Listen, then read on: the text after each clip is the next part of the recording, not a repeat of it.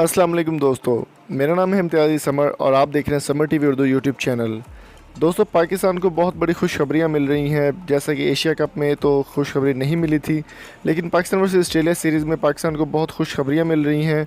और आज मैं आपको बहुत बड़ी ब्रेकिंग न्यूज़ और बहुत बड़ी खुशखबरी देने वाला हूँ हमारे पाकिस्तान के 3 बड़े स्टार्स के बारे में, जिनमें सबसे पहले नंबर पर हैं शर्जील खान, जिन पर करप्शन का इल्ज़ाम था और उनको बैन कर दिया गया था।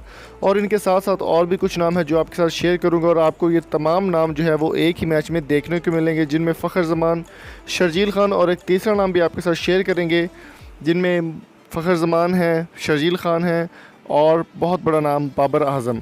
ये तीनों नाम एक ही जगह पर खेलेंगे।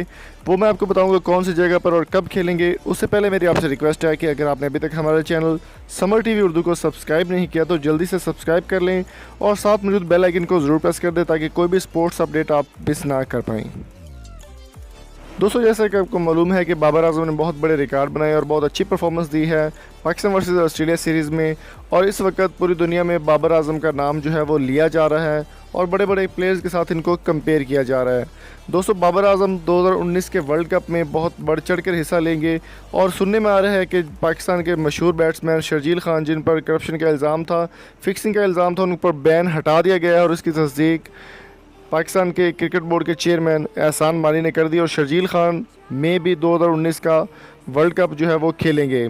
दोस्तों, मैं आपको यहाँ पर एक और चीज़ बताता चलूँ कि पाकिस्तान के क्रिकेट बोर्ड पीसीबी के चेयरमैन एहसान मानी का कहना था कि शर्जील खान पर पाबंदी आयद थी, लेकिन काफ़ी सारे लोगों का ये कहना था कि शर्जील खान को बहाल किया जाए, तो उन्होंने शर्जील खान को बहाल कर दिया। और 2019 का मैच, जिनमें एक और भी नाम है फ़खर ज़मान, बाबर आज़म और शर्जील खान, ये तीनों 2019 का वर्ल्ड कप खेलेंगे।